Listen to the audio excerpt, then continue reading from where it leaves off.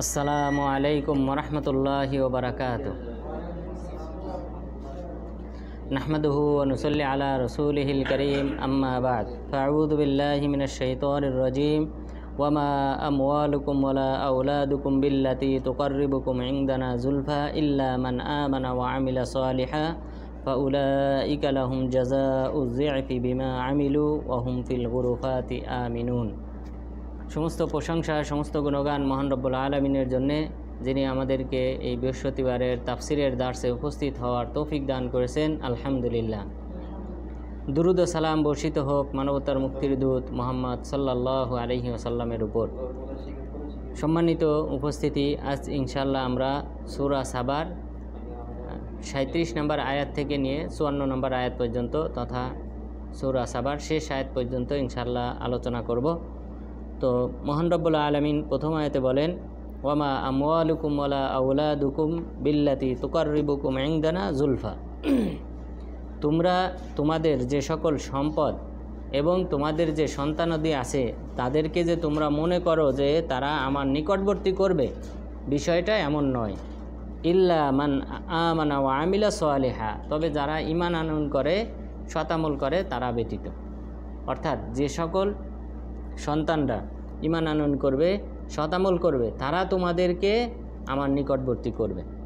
অর্থাৎ তাদের আমল নামা, যেই ব্যক্তি বাবা বা মা তাদের আমল নামায় তাদের সওয়াব লেখা হবে, তো তারাই তোমাদের উপকার আসবে। এরপর ওমা আমওয়ালুকুম, এবং তোমাদের যে সম্পদ রয়েছে এই সম্পদ, যে সম্পদটা আল্লাহ তাআলার সন্তুষ্টির উদ্দেশ্যে ব্যয় করা হয়, শুধুমাত্র সেই সম্পদটাই তোমাদেরকে আল্লাহ তাআলার নিকটবর্তী করবে। এছাড়া সাধারণত ধন সম্পদ সন্তানাদি এরা তোমাদেরকে আল্লাহ তাআলা নিকটবর্তী করবে না। ফাউলাইকা লাহুম জাযাউ যিআফ, যে সকল ব্যক্তিরা ঈমান আনয়ন করেছে সৎ আমল করেছে তাদের জন্য রয়েছে বহুগুণ পুরস্কার। বিমা আমিলু ওয়া হুম ফিল গুরুফাতি আমিনুন, তাদের কৃত কর্মের কারণে তাদেরকে বহুগুণ পুরস্কার প্রদান করা হবে এবং তারা তাদের প্রাসাদে নিরাপদে অবস্থান করবে। তো এটা হলো একটা বিশাল একটা ফজিলত জান্নাতীদের, যে আল্লাহ তাআলা তাদেরকে গুরুফাত বলেছে। তার মানে জান্নাত হলো একটা বিশাল একটা আয়তনের একটা স্থান, যেই স্থানে বিভিন্ন ধরনের গাছপালা থাকবে, তরুলতা থাকবে এবং গার্ডেন থাকবে এবং সেই সাথে প্রাসাদ থাকবে। বিভিন্ন জায়গায় বিভিন্ন আমলের কারণে বিভিন্ন ধরনের প্রাসাদ আল্লাহ তাআলা তৈরি করবেন এবং জিকিরের যে সকল বাক্য আছে সেই সকল বাক্য যার যত বেশি হবে সেই অনুযায়ী তার জান্নাত তত বেশি সুরভিত এবং সুসজ্জিত হবে। এবং প্রতিটি জিকিরের বিনিময়ে আল্লাহ তাআলা বিভিন্ন ধরনের গাছপালা সেখানে রোপণ করবেন।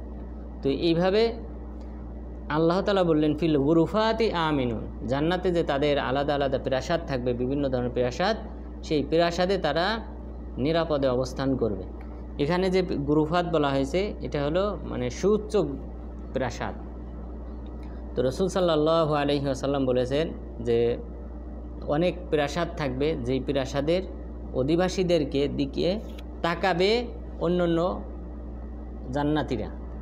জান্নাতীরা তাদের দিকে এইভাবে উপরের দিকে তাকাবে। অর্থাৎ তাদের আসন হবে অনেক উপরে এবং তাদের মর্যাদা হবে অনেক বেশি এবং অন্যান্য অল্প মর্যাদাবান জান্নাতীরা তাদের দিকে উকি মেরে তাকাবে। অর্থাৎ তাহলে বোঝা যায় যে এই জান্নাতীদের ব্যবধান থাকবে অনেক বেশি। অর্থাৎ রাসূল সাল্লাল্লাহু আলাইহি ওয়াসাল্লাম এক হাদিসে বলেছেন যে জান্নাতে 100টি স্তর রয়েছে। জান্নাতের এক স্তরের মাঝে আরেক স্তরের মাঝে ব্যবধান হলো আসমান জমিন সমান। তাহলে এইভাবে স্তর অনুযায়ী জান্নাতীদের কি হবে, স্থান হবে। তো যার যত আমল নামা বেশি হবে, আল্লাহ তাআলার প্রতি ভালোবাসা বেশি থাকবে, খুজু বিনয়িত থাকবে, তার তত জান্নাতের স্থান বেশি উঁচুতে হবে। এবং বিশেষ করে যারা কোরআনের হাফেজ যারা, তাদের মর্যাদা আরও বেশি।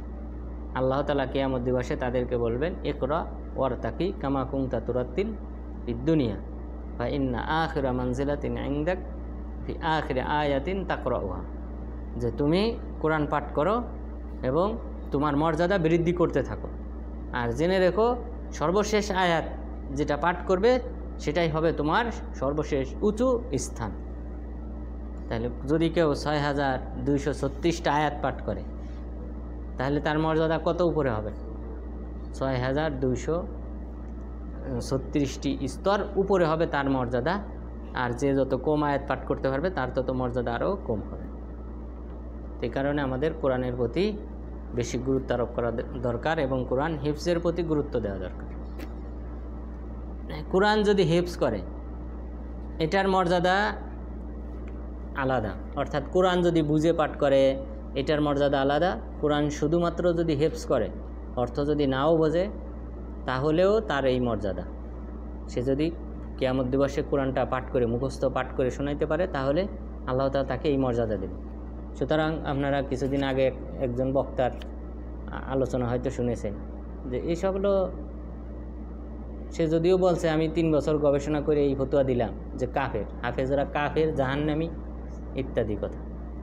এইসব কথাবার্তা আসলে মানুষদেরকে কোরআন থেকে আরও দূরে সরিয়ে দেওয়ার কারণ, কোরআন থেকে মানুষকে আরও দূরে সরিয়ে দেওয়ার। কোরআন যদি কেউ পাঠ করে তার বুঝতে হবে না, সে যদি একটা হরফ পাঠ করে আল্লাহ তাআলা তাকে এমন একটা সওয়াব দান করবেন যেটা 10টি সওয়াবের সমান। এখানে বলা হয় নাই যদি কেউ বুঝে পাঠ করে তাহলে তাকে, বুঝে পাঠ করার আলাদা আয়াত, আফালা ইয়াতাদাব্বারুনাল কুরআন আম আলা কুলুবিহিম আকফালুহা, তারা কি কোরআন গবেষণা করে দেখে না, নাকি তাদের অন্তরে মোহর মেরে দেওয়া হয়েছে? এটা ভিন্ন ভিন্ন আয়াত। কিন্তু যেসব আয়াতে কোরআন তেলাওয়াত করার ফজিলতের কথা বলা হয়েছে সেখানে কখনোই বলা হয় নাই যে কোরআন যে বুঝে পাঠ করবে তাকে এই সওয়াব দেওয়া হবে। এটা ঠিক, আলেম যে তার মর্যাদা বেশি হাফেজের সে, যদি যেহেতু আলেম কোরআনে কি বলা হয়েছে সে সম্পর্কে সে অবহিত, কিন্তু এই মর্যাদাটা এটা ভিন্ন মর্যাদা। কিন্তু এই আলেমই কিয়ামত দিবসে যখন কোরআন পাঠ করতে বলা হবে, এই আলেম যদি হাফেজ না হয় আর ওই হাফেজ ব্যক্তি যদি হাফেজ হয়, তো হাফেজ ব্যক্তির এই হিফজের কারণে সেই আলেমের চেয়ে বেশি মর্যাদা পাবে। তাহলে এখানে কাফের হওয়া তারপর জাহান্নামী হওয়ার প্রশ্ন ওঠে কীভাবে? তো এখানে আল্লাহ তাআলা এই যে মানুষের আমল নামার কারণে আল্লাহ তাআলা মর্যাদা কী করে দেবেন? বৃদ্ধি করে দেবেন। তো সুতরাং আমাদেরকে কোরআন হিফজের প্রতি গুরুত্ব দিতে হবে এবং সেই সাথে অন্যান্য যে আমল আছে সেই আমলগুলি বেশি বেশি করার প্রতি গুরুত্ব দিতে হবে। কারণ জান্নাতে প্রবেশটা, প্রাথমিক পর্যায়ে যে প্রবেশ করবে মুমিনরা, এটা হবে আল্লাহ তাআলার রহমতের মাধ্যমে, আল্লাহ তাআলার ক্ষমার মাধ্যমে। কারণ কোনো ব্যক্তিকে যদি আল্লাহ ক্ষমা না করে, তা সাধারণত মানুষ সবাই কিন্তু ভুলের মধ্যে, কুল্লু বানি আদম খত্তা, প্রত্যেক মানুষই ভুলের মধ্যে, ওয়াখাইরুল খাত্তাইন আত-তাওয়াবুন, আর এদের মধ্যে তওবাকারীরা উত্তম। তো সবাই যেহেতু ভুলের মধ্যে, এখানে আল্লাহ তাআলা ক্ষমা আবশ্যক। ক্ষমা না পেলে কিন্তু কেউ জান্নাতে যেতে পারবে না। তো আল্লাহ তাআলা ক্ষমা এবং দয়ার মাধ্যমেই মানুষেরা জান্নাতে প্রবেশ করবে। কিন্তু জান্নাতে প্রবেশ করার পর তাদের যে মর্যাদা, স্থান, এই মঞ্জিল আল্লাহ তাআলা যে বৃদ্ধি করবেন, এটা হবে কিন্তু তাদের আমলের উপর ভিত্তি করে। যার যত বেশি আমল থাকবে আল্লাহ তাআলা সেই অনুযায়ী তার মর্যাদা বৃদ্ধি করবেন। তো এখানে আল্লাহ তাআলা বললেন ফিল গুরুফাতি আমিনুন, তারা তাদের প্রাসাদে নিরাপদে থাকবে। নিরাপত্তা অনেক দিক থেকে। আমরা আমাদের দেশে যদি কেউ ফ্ল্যাট কেনে, সে কিন্তু নিরাপদ না। কখন কে তার ফ্ল্যাট অবৈধভাবে দখল করে নেবে, কখন কে তাকে বের করে দেবে, মানে কেউ নিরাপদ না। কখন এই সুজ্ঞাটা ভেঙে পড়বে, বিভিন্ন দিক থেকে অনিরাপত্তা রয়েছে। কিন্তু জান্নাতীদের সেখানে সকল ধরনের নিরাপত্তা রয়েছে। তারপর যে সকল আশঙ্কা থাকে যে এখান থেকে আমাকে বের করে দেওয়া হবে কিনা, তো জান্নাতীরা ওমা হুম বিমুখরাজিন, তাদেরকে জান্নাত থেকে বের করে দেওয়া হবে না, তা বের করে দেওয়া থেকে নিরাপদ। তারপর জান্নাতে যে সকল নিয়ামত তারা উপভোগ করবে সেগুলি কখনো পোড়াবে না। ওয়াফাকিহাতিন কাসীরা লা মাকতুআতিন ওয়ালা মামনুআ, এবং তাদের এই ফলমূল, এই যে জান্নাতের নিয়ামত, এটা কখনো কি হবে না, ফুরাবে না। অর্থাৎ সর্বদা এই ফলমূল, কারণ দুনিয়াবি যে সকল ফলমূল ইত্যাদি এটা মৌসুমে কি হয়ে যায়, এক মৌসুম ভিত্তিক সাধারণত, কিন্তু মৌসুম চলে গেলে কিন্তু ওই ফলটা আর পাওয়া যায় না। কিন্তু জান্নাতে এমন হবে না। আল্লাহ তাআলা সর্বদা তাদেরকে এই ফলমূল প্রদান করতে থাকবেন। তাহলে তারা জান্নাত থেকে বের করে দেওয়া থেকেও নিরাপদ, এবং জান্নাতে যে সকল নিয়ামত রয়েছে সেই নিয়ামতগুলি ফুরিয়ে যাওয়া থেকেও নিরাপদ। তাহলে তারা তাদের এই সিংহাসনে নিরাপদে তারা বসবাস করবে। ওয়াল্লাযীনা ইয়াসআউনা ফি আয়াতিনা মুআজিজিন উলাইকা ফিল আযাবি মুহদারুন। আর যারা আমার আয়াতকে ব্যর্থ করার প্রচেষ্টা করে তারা জাহান্নামের শাস্তিতে নিমজ্জিত থাকবে। তাহলে বিপরীত, অর্থাৎ যারা জান্নাতি তারা নিরাপদে বসবাস করবে তাদের প্রাসাদে, আর জাহান্নামীদেরকে জাহান্নামের শাস্তিতে তাদেরকে সমবেত করা হবে। সুতরাং এটা হলো ইখতিয়ার মানুষের জন্য। এই জন্য আল্লাহ তাআলা অধিকাংশ সময় যখনই জান্নাতের আলোচনা করেন তখনই দেখা যায় জাহান্নামের আলোচনা করেন। এটার উদ্দেশ্য হলো মানুষকে জান্নাতের প্রতি উদ্বুদ্ধ করা আর জাহান্নাম থেকে কি করা, মানুষকে দূরে রাখার জন্যে, এবং জাহান্নামে পতিত হওয়ার আশঙ্কা যেন থাকে, এই ভয় ভীতি যেন মানুষের মাঝে কাজ করে। দুইটাই আল্লাহ তাআলা চান। একটা হলো মানুষ আশা করবে আর রজা, জান্নাতে যাওয়ার আশাও যেমন করবে, আবার আশঙ্কা, জাহান্নামে পতিত হওয়ার আশঙ্কা, উভয়টাই থাকতে হবে। যদি কেউ কোনো একটার ক্ষেত্রে নিশ্চিত হয়ে যায় যে আমি জান্নাতি অথবা আমি জাহান্নামী, তাহলে কিন্তু সে আমল ছেড়ে দেবে, সে আরও দিন দিন আল্লাহ তাআলা থেকে আরও দূরে সরে যাবে। এই কারণে আমাদের মাঝে দুইটাই থাকতে হবে, জান্নাতে যাওয়ারও সম্ভাবনা থাকতে হবে, আশা থাকতে হবে, এবং জাহান্নাম থেকে মুক্তি পাওয়ারও আশঙ্কা থাকতে হবে। এরপর মহান রব্বুল আলামিন বললেন, কুল ইন্না রব্বি ইয়াবসুতুর রিজকা লিমান ইয়াশাউ মিন ইবাদি। হে নবী, আপনি বলুন যে নিশ্চয়ই আমার রব যাকে চান তার রিজিক বৃদ্ধি করে দেন, ওয়াকদিরু লাহু, এবং যাকে চান তার রিজিক সংকীর্ণ করে দেন।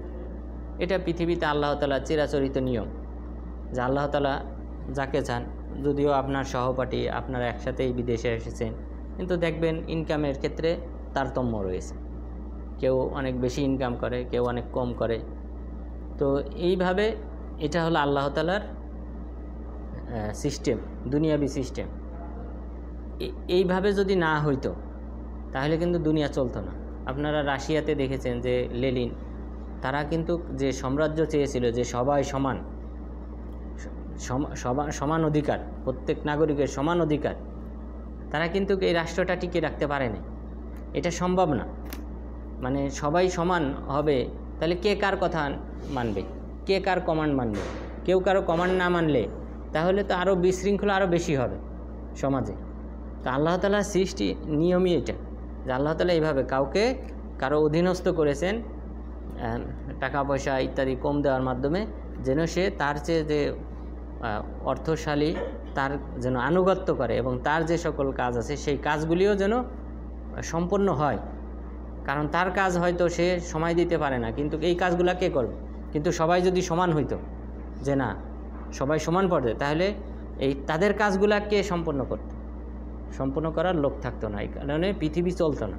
এটা আল্লাহ তাআলার একটা সিস্টেম। তো এই কারণে এই তারা কিন্তু তাদের রাষ্ট্র, রাশিয়া এত বিশাল বড় রাষ্ট্র, কিন্তু তারা টিকিয়ে রাখতে পারেনি। তারা কয়েক বছরের মাঝেই তারা ব্যর্থ হয়েছে। এরপরে পুঁজিবাদী, বর্তমান যে আমেরিকার পুঁজিবাদী নিয়ম, সেই নিয়ম চালু হয়েছে। তো ইসলামে আল্লাহ তাআলা যে বিধান দিয়েছেন, এই বিধানেই কিন্তু এটাই শ্রেষ্ঠ বিধান, এবং এই বিধান অনুযায়ী কিন্তু পৃথিবী চলে। এখানে আল্লাহ তাআলা বললেন, আমি যাকে চাই তার রিজিক বৃদ্ধি করে দিই, এবং যাকে চাই তাকে পরিমিত দান করি, অর্থাৎ সংকীর্ণ করে দিই তার রিজিক। ওয়ামা আনফাকতুম মিন শাইইন ফাহুয়া ইউখলিফু। আর জেনে রাখো, ধনী গরিব যেই হোক, যদি কেউ কোনো অর্থ আল্লাহ তাআলার রাস্তায় ব্যয় করে, ফাহুয়া ইউখলিফু, তাহলে তিনি তার বদলা প্রদান করবেন। অর্থাৎ এটা হলো দলিল যে যদি কেউ দান করে বা সদকা করে অথবা জাকাত প্রদান করে, আল্লাহ তাআলা তার সম্পদ কমিয়ে দেন না, বরং বাড়িয়ে দেন। এটা হলো তার দলিল যে ফাহুয়া ইউখলিফু, আল্লাহ তাআলা এই সম্পদের বদলা দেন। এটা দুনিয়াতে হতে পারে, পরকালে হতে পারে। পরকালে আল্লাহ তাআলা দিলে দুনিয়াবি যে অর্থ সে ব্যয় করেছে তার চেয়ে বহুগুণ প্রদান করবেন, আর দুনিয়াতেও আল্লাহ তাআলা তার রিজিক বৃদ্ধি করে দেন। ওয়াহুয়া খায়রুর রাজিকিন, এবং তিনি হলেন উত্তম রিজিক প্রদানকারী। ওয়ায়াউমা ইয়াহশুরুহুম জামিআ সুম্মা ইয়াকুলু লিল মালাইকাতি আহাউলাই ইয়াকুম কানু ইয়াবুদুন। এরপর আল্লাহ তাআলা মানুষদেরকে সবাইকে সমবেত করবেন, এরপরে বলবেন, ফেরেশতাদেরকে বলবেন, আহাউলাই ইয়াকুম কানু ইয়াবুদুন, এই সকল লোকেরা কি তারা তোমাদের উপাসনা করত? ফেরেশতাদের উপাসনা। তো ফেরেশতাদের অনেক সম্প্রদায় আছে যারা ফেরেশতাদেরকে ইলাহ মনে করে, তাদের পূজা করে, এবং অনেকে আছে জিন জাতির পূজা করে। তো আল্লাহ তাআলা কিয়ামত দিবসে ফেরেশতাদেরকে লক্ষ্য করে বলবেন যে এই সকল ব্যক্তিরা, মানুষেরা, তারা কি তোমাদের পূজা করত, ইবাদত করত? ক্বালু সুবহানাকা আনতা ওয়ালিয়ুনা মিন দুনিহিম, তখন তারা বলবে যে হে আল্লাহ, তোমারই সকল পবিত্রতা, আর তুমি হলে আমাদের অভিভাবক, তারা আমাদের অভিভাবক নয়।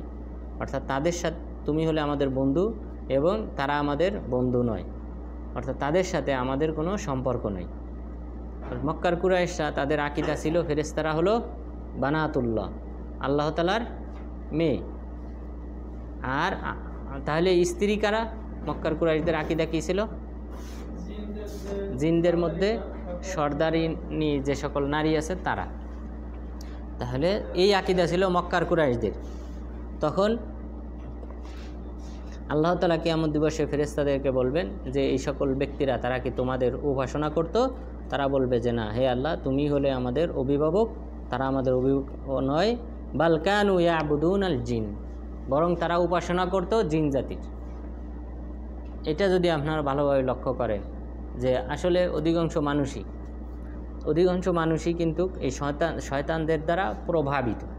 অর্থাৎ শয়তান মানুষকে কিন্তু পথভ্রষ্ট করার জন্য আল্লাহ তাআলার সাথে প্রতিজ্ঞাবদ্ধ।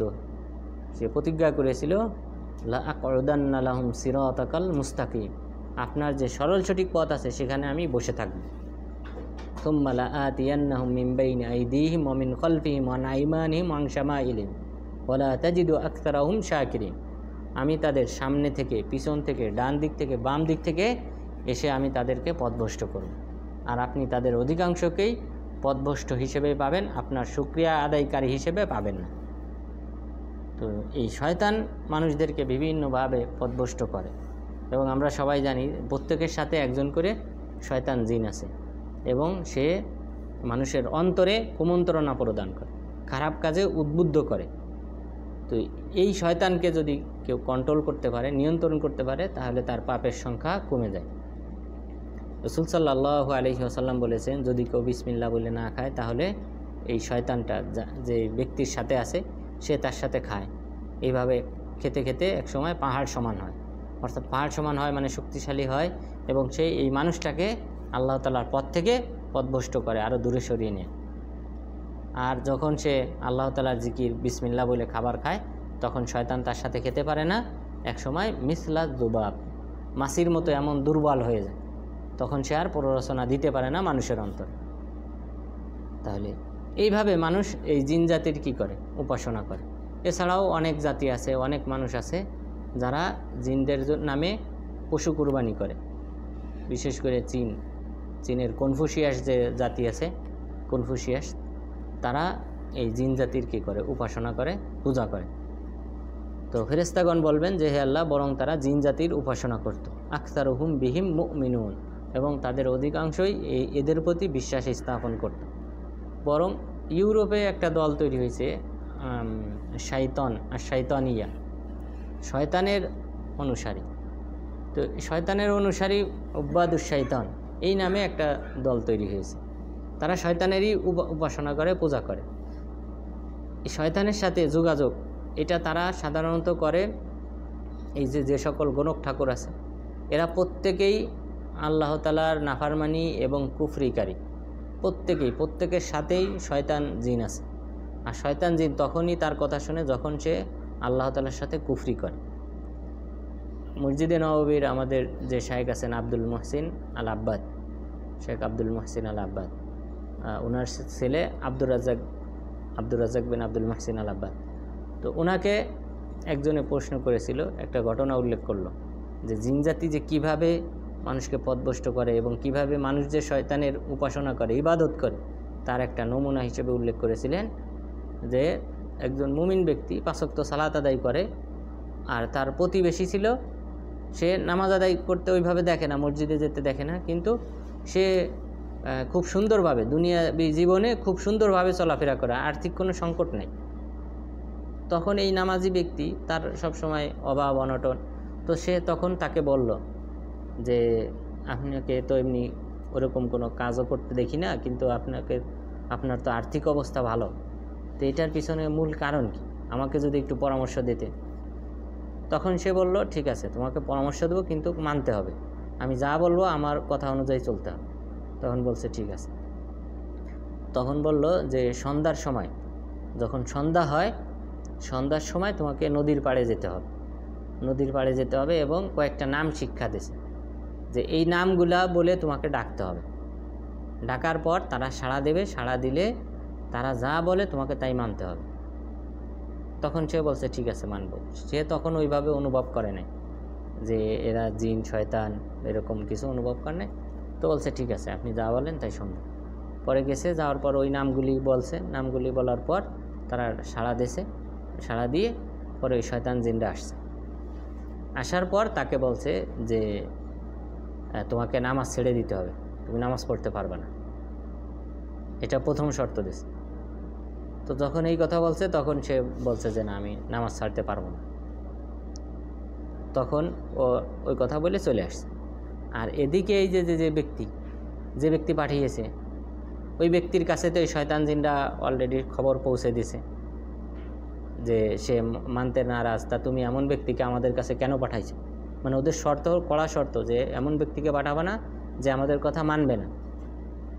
তখন এই ব্যক্তি ফিরে যখন আসছে এই ব্যক্তির কাছে, তখন তো সে মানে চক্ষু লাল করে আছে, রাগ করে আছে যে তুমি কেন আমি যা বললাম তা শোনো নাই, ওদের কথা না শুনলে তুমি কেন গিয়েছো ওখানে। তো এখানে প্রথম কথাই হলো এই যে সকল গণক ঠাকুর আছে তারা বুঝতে হবে এদের সবার সাথে শয়তান, কাফের শয়তান জিন আছে, এবং তারাই মূলত এই মানুষকে প্রথমে পথভ্রষ্ট করেছে, এবং তাদের লক্ষ্য উদ্দেশ্য হলো অন্য মানুষকেও কিভাবে এই শয়তানের ইবাদতের দিকে আনা যায় সেই প্রচেষ্টা করা। তো এখানে আল্লাহ তাআলা উল্লেখ করেছেন যে মানুষের মধ্যে যে অনেকেই শয়তানের উপাসনা করে, এটা ফেরেশতারা কিয়ামত দিবসে স্বীকার করবেন, এবং ফেরেশতারা বলে দিবেন যে আল্লাহ তারা আমাদের উপাসনা করে নাই, বরং তারা উপাসনা করত এই জিন শয়তানদের। ফালিয়াউমা লা ইয়ামলিকু বা'দুকুম লিবা'দিন নাফআ ওয়ালা দাররা, আল্লাহ তাআলা বলবেন আজ তোমাদের মধ্যে কেউ কারো কোনো উপকার অপকার কোনোটাই করতে পারবে না। ওয়া নাকুলু লিল্লাযীনা যালামু যুকু আযাবান নারিল্লাতী কুনতুম বিহা তুকাযযিবুন, এবং আমি তাদেরকে বলবো যারা জুলুম করেছিল বা শিরিক করেছিল তাদেরকে আমি বলবো কিয়ামত দিবসে তোমরা সেই আগুনে প্রবেশ করো, সেই জাহান্নামে প্রবেশ করো যেই জাহান্নামকে তোমরা দুনিয়াতে অস্বীকার করতে। অর্থাৎ জাহান্নামের প্রতি জান্নাতের প্রতি এগুলা অনেকে বিশ্বাস করে না, ঈমান আনে না, যেহেতু এটা গায়েবী বিষয়। এই কারণে যারা বিশ্বাস করে না, কিয়ামত দিবসে আল্লাহ তাআলা বলবেন যে তোমরা যেহেতু দুনিয়াতে অস্বীকার করেছো, এখন এই জাহান্নামের শাস্তি তোমরা আস্বাদন করো। ওয়াইদা তুতলা আলাইহিম আয়াতুনা বাইয়িনাতিন ক্বালু মা হাদা ইল্লা রাজুলুন ইউরিদু আন ইয়াসুদ্দাকুম আম্মা কানা ইয়াবুদু আবাউকুম, আর যখনই তাদের নিকট কোরআনের আয়াত পাঠ করা হয়, স্পষ্ট আয়াত পাঠ করা হয়, তখন তারা বলে এই ব্যক্তি তো সে শুধুমাত্র এটাই চায় যে তোমাদের বাপদাদা যে সকল জিনিসের উপর প্রতিষ্ঠিত ছিল, বাপদাদা যে ধর্মের উপর প্রতিষ্ঠিত ছিল, তা থেকে তোমাদেরকে তিনি বাধা দিতে চান। তিনি আর কিছু চান না, তিনি চান যে তোমাদের বাপদাদার ধর্ম তোমরা অনুসরণ করো না। ওয়াকালু মা হাদা ইল্লা ইফকুনিফ মুফতারা, এবং তারা বলে যে তিনি যা নিয়ে এসেছেন তা হলো ইফকুন মিথ্যা, মুফতারা যেটা রচনা করা হয়েছে, যে মিথ্যা রচনাকৃত বিষয়ের দিকেই তিনি আহ্বান করেন। অর্থাৎ যে কোরআনটা তিনি নিয়ে এসেছেন সেই কোরআনটা হলো মিথ্যা। ওয়াকাল আল্লাযীনা কাফারু লিল হাক্কি লাম্মা জাআহুম ইন হাদা ইল্লা সিহরুম মুবিন, আর যারা কাফের তাদের কাছে সত্য আসার পর তারা বলে যে এটা হলো স্পষ্ট জাদু। অর্থাৎ রাসূল সাল্লাল্লাহু আলাইহি ওয়াসাল্লামকে তারা এই অপবাদ দিত যে তার কাছে যে কোরআন নিয়ে আসা হয়েছে এটা আসলে কোরআন না, আল্লাহ তাআলার বাণী না, বরং এটা হলো জাদুবিদ্যা। অর্থাৎ জাদুবিদ্যা প্রচার করে যেন মানুষকে কি করা যায়, এখান থেকে দূরে সরিয়ে রাখা যায়। ওয়ামা আতাইনাহুম মিন কুতুবিন ইয়াদরুসুনাহা ওমা আরসালনা ইলাইহিম ক্বাবলাকা মিন নাযীর, আমি তাদের কাছে ইতিপূর্বে কিতাব পাঠাই নাই, যে কিতাবটা তারা পাঠ করবে। ওমা আরসালনা ইলাইহিম মিন ক্বাবলিকা মিন নাযীর, আর আপনার পূর্বে আমি কোনো সতর্ককারীও তাদের মাঝে পাঠাই নাই। অর্থাৎ এখানে আল্লাহ তাআলা মক্কার কুরাইশদেরকে লক্ষ্য করে বলেছেন। তো আমরা জানি যে আল্লাহ তাআলা ইব্রাহিম আলাইহিস সালামকে পাঠিয়েছিলেন, ইসমাইল আলাইহিস সালামকে পাঠিয়েছিলেন। বিশেষ করে ইসমাইল আলাইহিস সালাম তিনিই কিন্তু মক্কা আবাদ করেছেন, এখানে বসবাস করেছেন। তো এখানে আল্লাহ তাআলা বললেন তাদের কাছে তো ইতিপূর্বে কোনো কিতাব পাঠাই নাই এবং কোনো সতর্ককারী পাঠাই নাই। এটা দ্বারা উদ্দেশ্য, যেহেতু বংশনামা শুরু হয়েছে ইসমাইল আলাইহিস সালামের মাধ্যমে, এরপরে তারা বিস্তৃত হয়েছে, বিস্তৃত হওয়ার পর তাদের কাছে কোনো নবী আসে নাই। অর্থাৎ দীর্ঘ সময়, এটার উদ্দেশ্য হলো তাদের কাছে দীর্ঘ সময় তো আর কোনো নবী আসে নাই। প্রায় 4000 বছর, প্রায় 4000 বছরের মতো বা 5000 বছরের মতো আর কোনো নবী আসে নাই ইব্রাহিম আলাইহিস সালাম, ইসমাইল আলাইহিস সালাম থেকে নিয়ে। এর মাঝে মক্কার কুরাইশদের মাঝে আর কোনো নবী আসে নাই। তো এটা দ্বারা উদ্দেশ্য হলো দীর্ঘ সময়, অনেক সময় পর্যন্ত তাদের কাছে আমি কোনো নবী রাসূল পাঠাই নাই, কোনো আসমানি কিতাব পাঠাই নাই যে কিতাব তারা পাঠ করবে। ওয়াকাযযাবাল্লাযীনা মিন ক্বাবলিহিম ওয়ামা বালাগু মি'শারা মা আতাইনাহুম ফাকাযযাবু রুসুলি, আর তাদের পূর্বের ব্যক্তিরা তারা মিথ্যা প্রতিপন্ন করেছে। ওয়ামা বালাগু মি'শারা মা আতাইনাহুম ফাকাযযাবু রুসুলি, আর এই বর্তমান যারা আছে অর্থাৎ মক্কার কুরাইশরা, তারা মি'শারা মা আতাইনাহুম, আমি পূর্ববর্তী কাফেরদেরকে যে সম্পদ দান করেছিলাম তার 10 ভাগের 1 ভাগও দেয়নি। অর্থাৎ মক্কার কুরাইশদের যে সম্পদ আছে, এটা পূর্ববর্তী যে সকল জাতি ছিল, নূহ আলাইহিস সালামের জাতি, আদ জাতি, সামুদ জাতি, এদেরকে যে সম্পদ দিয়েছিলাম তার 10 ভাগের 1 ভাগও নয়। তো এত বেশি সম্পদ পাওয়ার পরও তারা কি করেছিল? অস্বীকার, ফাকাযযাবু রুসুলি, তারা আমার রসুলদেরকে অস্বীকার করেছিল। ফাকাইফা কানা নাকির, তাহলে আপনারা চিন্তা ভাবনা করুন যে তাদের নিকট আমার শাস্তিটা কতটা প্রকট ছিল। অর্থাৎ বড় ধরনের শাস্তি দিয়ে আমি তাদেরকে ধ্বংস করে দিয়েছিলাম। শুআয়ব আলাইহিস সালামের কওমকে আসমান থেকে বিকট আওয়াজে আসার মাধ্যমে ধ্বংস করা হয়, এবং সেই সাথে এরপরে আসমান থেকে আগুন এসে কী করে দেওয়া হয়? পুড়িয়ে তাদেরকে ধ্বংস করা হয়। এরপর বনী ইসরাইলের বিভিন্ন জাতিকে আল্লাহ তাআলা বানরে, শূকরে পরিণত করে দিয়েছিলেন। এরপরে 3 দিন পর মারা গেছে। এরপরে সালেহ আলাইহিস সালামের সম্প্রদায়কেও একইভাবে তাদের প্রথমে আকৃতি বিকৃতি করে দেওয়া হয়, শূকর বা বানরে পরিণত করে দেওয়া হয়। এরপরে পরবর্তীতে আবার আসমান থেকে শাস্তি এসে তাদেরকে ধ্বংস করে দেওয়া হয়। লূত আলাইহিস সালামের সম্প্রদায়কে আসমান থেকে পাথর এসে, নির্দিষ্ট লেখা যে কোন পাথরটা কাকে আঘাত করবে, এই নির্দিষ্ট পাথর এসে তাদেরকে ধ্বংস করে দেওয়া হয়, মাটিতে মিশিয়ে দেওয়া হয়। এইভাবে আল্লাহ তাআলা নূহ আলাইহিস সালামের সম্প্রদায়কে ধ্বংস করলেন প্লাবনের মাধ্যমে। তো এই সকল জাতি তারা শক্তিতে এবং সেই সাথে আর্থিকভাবে এই মক্কার কুরাইশদের চেয়ে বহুগুণ বেশি থাকা সত্ত্বেও আল্লাহ তাআলা তাদেরকে ধ্বংস করে দিয়েছিলেন কুফরি করার কারণে।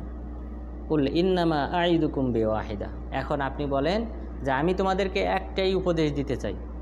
অর্থাৎ রাসূল সাল্লাল্লাহু আলাইহি ওয়াসাল্লামকে আল্লাহ তাআলা বললেন, আপনি মক্কার কুরাইশদেরকে লক্ষ্য করে বলেন, আমি তোমাদেরকে একটাই উপদেশ দিতে চাই যে আনতাকুমু লিল্লাহি মাসনা ওয়া ফুরাদা সুম্মা তাতাফাক্কারু মা বিসাহিবিকুম মিন জিন্নাহ, যে তোমাদের মধ্য থেকে আল্লাহ তাআলা সন্তুষ্টির উদ্দেশ্যে দুইজন করে দাঁড়াবে, একজন করে দাঁড়াবে।